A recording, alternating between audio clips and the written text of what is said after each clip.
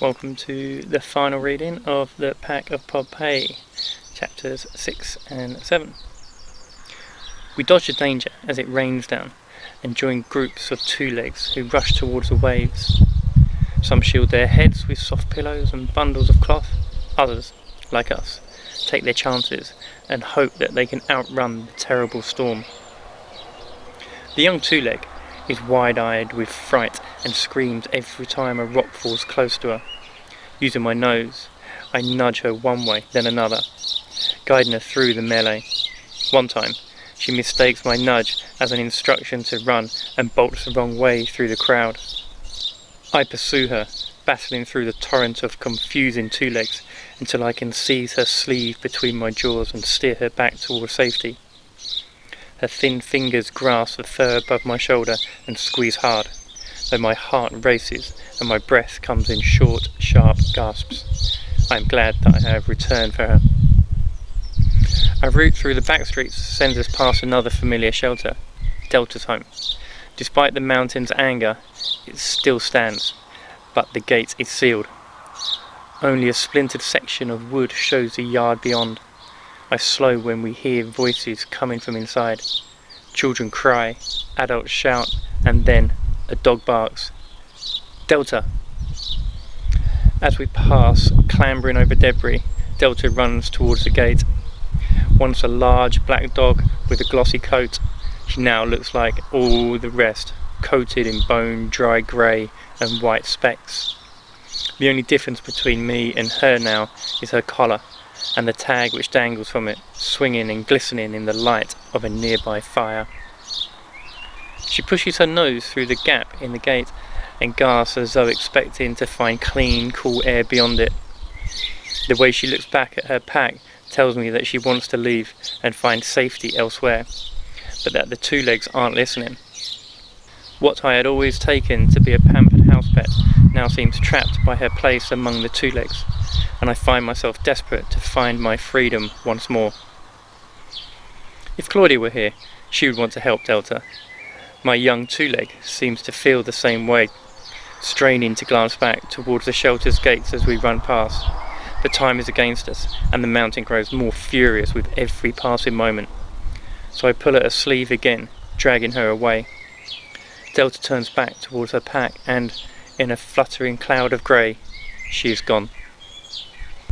I lead the girl towards water, hoping for a way out of the city. The two legs jostle and fight as they squeeze between narrow walls. Fear makes them aggressive, and I have to snap and snarl and bark to thread a pathway to the place where the waves meet the land. Finally, we burst free of the buildings and race to the shore. When my paws reach the end of the stone plinth, I look out to the water and find that it has almost completely gone. The waves have receded away from the land, and only a few inches of water is left by the edge of the dock. Two legs are jumping into the shallows to splash out towards retreating vessels, and there is just one boat left by the edge.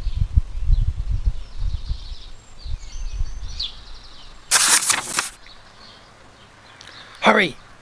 I growl at my two-leg, dragging her across the cobbles and leading her towards it. The boat is almost full, and crowds jostle behind us to be the next on board. I feel relief when she clambers up onto the boat. She reaches down towards me, plainly expecting me to join her. I hesitate. New tears pour down the small girl's dusty cheeks as our eyes meet. Her pack is gone. My pack is gone. Hopefully to safety, but I cannot say for sure. Burning rocks crash into the water all around me, and the constant growl of the earth vibrates through my pores. One leap from the edge of this dock, and I know that I'll be saved. Looking into her eyes, I can see that she needs me, and I know that I want to be hers. Summoning all my energy, I crouch and fix my gaze on the boat's edge, ready to make the jump. Livia! The bottom drops out of my stomach and I spin, staring back towards the carnage of the crumbling city. Two familiar figures stare back at me.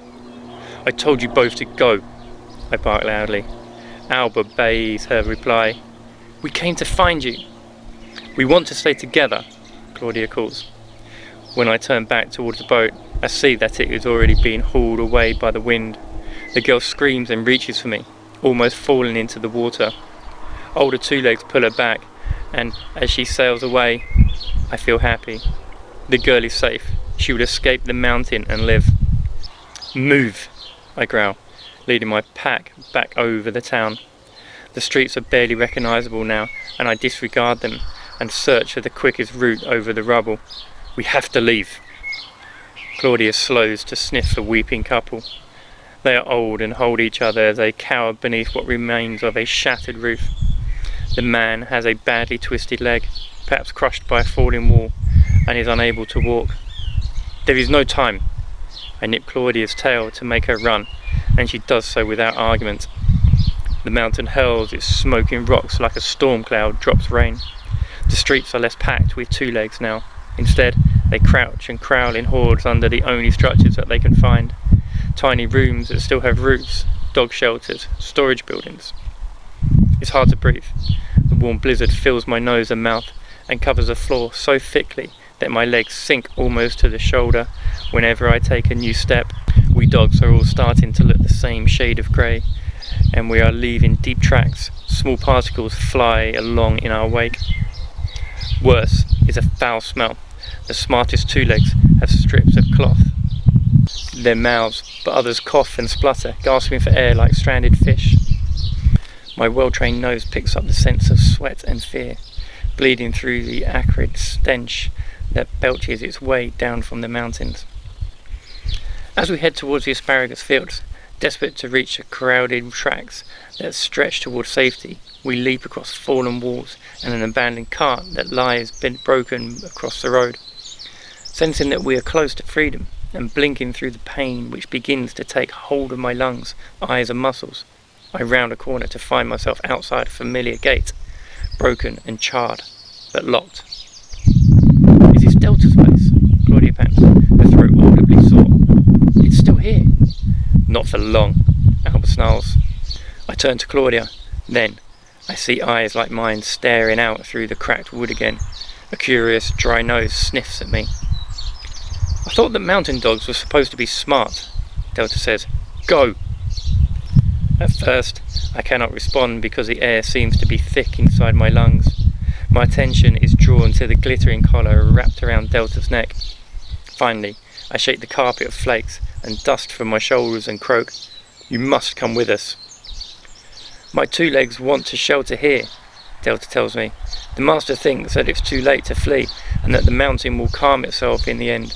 I must stay. My job is to protect them. I'm surprised to find that I empathise with her. That death is chasing us through the city and no one is safe. Staying here won't protect them, I say. The mountain wants to bury you in rock and flames. Hearing its cue, the mountain roars dangerously and the four of us stumble as one. A burning pebble shoots down past Albert's ear and ricochets off the ground. Come with us, Claudia urges. We can help you find safety.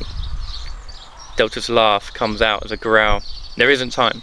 I have lived a good life and will accept what comes. These two legs are my pack. Surely you understand this. As Albert's lips curl in a silent snarl, I nod. I do, but the only way to protect them is to get them out of here.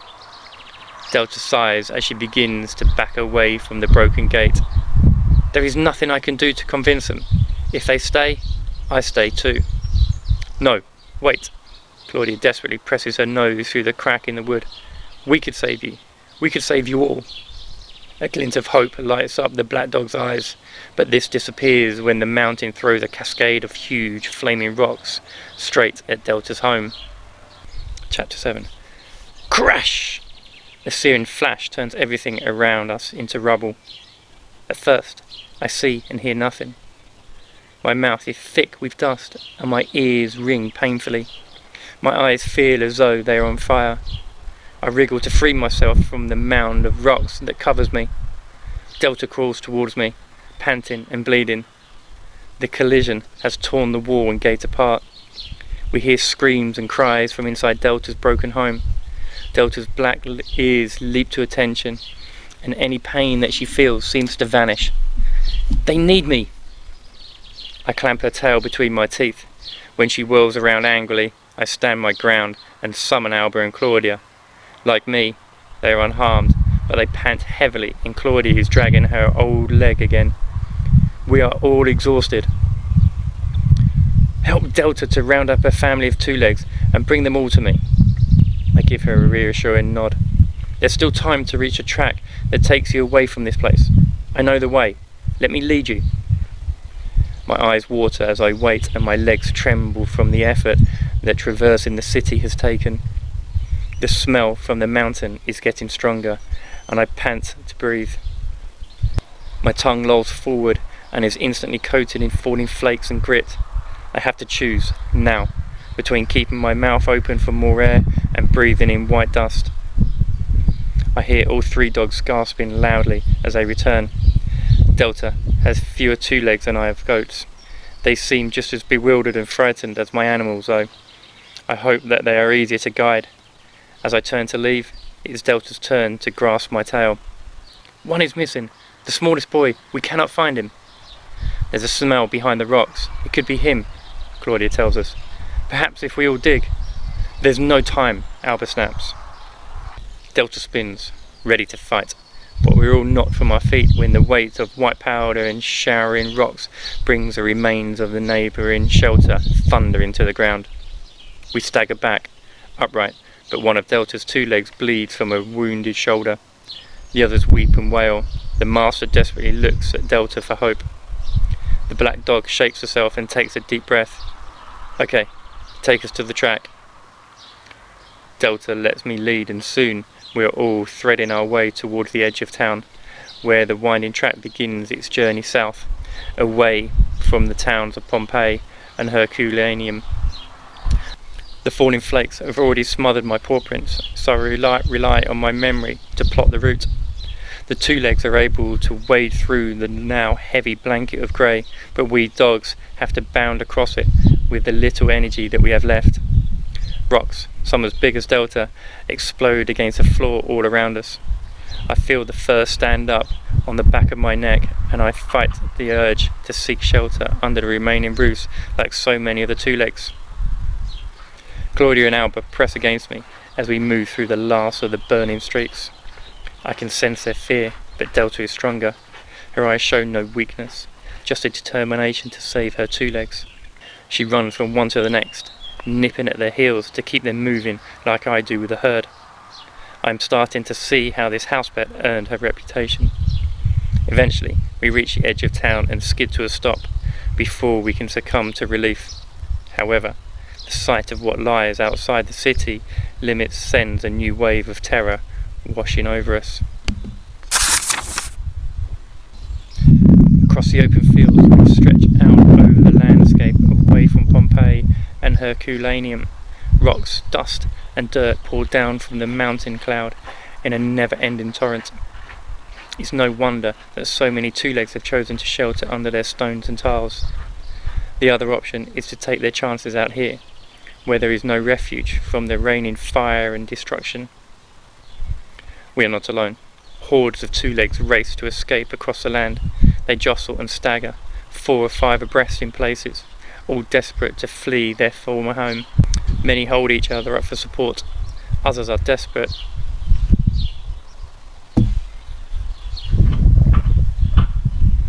Many hold each other up for support. Others are burdened by their possessions, or wrestling startled mules and cattle. I scan the slow-moving crowd until I find what I'm looking for. A kind man ushers the old and young into a convoy of horse-drawn carts. The carts are heavily loaded with far too many people, and the animals are frightened and desperate to leave. Like me, they know that staying any longer will bring certain death. Finally, I spot a space on one of these carts for Delta and a pack of frightened 2 legs. "Hurry!" I bark, snapping and growling until the 2 legs rush towards it. Once there, strong arms reach down and haul them aboard. Once the last of Delta's pack is safe, Claudia and Alba follow, leaping up onto the wooden platform. Only then do I finally take my place. I'm exhausted. My lungs burn and breathing is harder than ever. I stumble into a corner of the wooden cart, wondering if we can escape the angry mountain before one of its falling rocks finds our convoy. and then my legs collapse underneath me. I must only be asleep for seconds, but when I finally open my eyes and raise my head, I cannot see Delta. Something is wrong. Delta has gone back to the shelter, Albert croaks, too weary to lift her head to find the one that we left behind. She wouldn't listen to me. Claudia whimpers. I told her that it wasn't safe, but she said that she couldn't leave the boy. I peered back the track. Behind us, groups of yelling two legs pour from the town's broken walls, many limping and bleeding, others carrying the wounded. Eventually, I spot a familiar figure. Delta weaves her way against the current of two legs, almost unnoticed until she reaches what remains of the town's perimeter. I hope that she will look back, but she doesn't. Instead, as if sensing that time is running out, she gives her fur a dusty shake before leaping past a crumbling building and disappearing back into the warren of near-deserted streets. Hours pass. The line of carts continues its rickety retreat south at full speed, taking the two legs and their wares away from Pompeii and towards hope that lies where? I cannot tell. Some carts lose their horses to the burning hailstorm, others break apart under the weight of too many refugees. We are some of the lucky few. Over the course of the long night, the sobs and moans of devastated families quieten as sleep takes hold of each of their weary bodies. Eventually, mercifully, the little cart passes beyond the reach of the mountain's flaming attack. A few chunks are missing from its sides, and one wheel has buckled slightly, but the horse continues to run through the night. It is a different kind of dark now. A breeze rolls in from the sea, and looking up, I see stars poking through the cloud cover. Waves of grey flakes are still pulling along in the wind after us, but the ground has stopped shaking. For now, perhaps we will find safety after all. Claudia slumbers deeply in one corner of the cart, between the feet of Delta's two-leg pack. They have long since cried themselves into a fitful sleep over their missing boy and Delta. I watch them blearily. For a while my thoughts return into the small child on the boat and the chance I might have had to know that kind of belonging. Just as my eyes begin to close again, the familiar sound of beating wings calls down on me. I look up just in time to see Cato settling himself on the side of the wagon. He stares down at me, and there is a terrible sadness in his eyes. Around us, the two legs sleep on. I'm glad to find you, he says slowly. There are a few bent feathers in his tail, but otherwise he seems unharmed. Alba sits down beside me. We were lucky, she says. She is right. Our fur carries stains and our bodies are weak, but we are alive. The eagle bows his head. Indeed. I circled the town when you did not return. When I could not find you, I hoped you had found a way to flee. A shuffling behind me forces my head around, making me dizzy. Claudia has woken, and she drags herself between the jumble of the two legs, wincing from the pain in her leg. She nuzzles close to me, and I feel a surge of fondness and hope. If, in spite of her pain, she can survive, then perhaps anything is possible. Cato, Claudia pants earnestly. When you circled the town, did you see Delta, the house dog? He shakes his head sadly. No, Claudia, I'm sorry. Perhaps she's still there. You could find her. Cato closes his eyes. You don't understand. I saw what happened to the town after your carts left it. I shudder. What more horrors could the mountain possibly have brought to the city? It happened very quickly. The cloud above the mountain faltered, and a wave of heat poured down the slopes. The grass, the trees, everything it touched was devoured. I was out over the water, searching the boats for you, and I saw the town consumed. Stone columns crumbled, buildings burned. Nothing could have survived it. A shocked silence follows. Claudia sinks to the floor of the cart, her nose between her paws. I'm sorry, Cato says. The grey snow and stones are still falling. By now the city will be almost completely buried. No one can think of anything to say for a long time. I know that we're all thinking of Delta and her unshakable devotion to her family. I glance at the two legs we share our cart. When a young girl looks up from her sleeping mother's tight embrace, her timid eyes meet mine own. In spite of my weariness, I feel my ears lift up at the sight of her. After a moment, she smiles, and my tail wags gently of its own accord. Attentively, she edges closer to me and rests a hand on the fur around my neck. Hidden in the early morning darkness, I lick the small girl's grazed knuckles, and in that moment, I realise how much I have learned about kindness, loyalty, and the strength of the pack. The end. Very powerful story, and a true story about the Mount Vesuvius erupting over Pompeii. A task that you could do: you could label a volcano and do some work on the definitions of the different parts of the volcano, how and why they erupt. Possibly you could even create your own model volcano. There's plenty of instructions on YouTube on how to make these volcanoes, and they're absolutely great fun to make. Hope you enjoyed the story. Until the next one.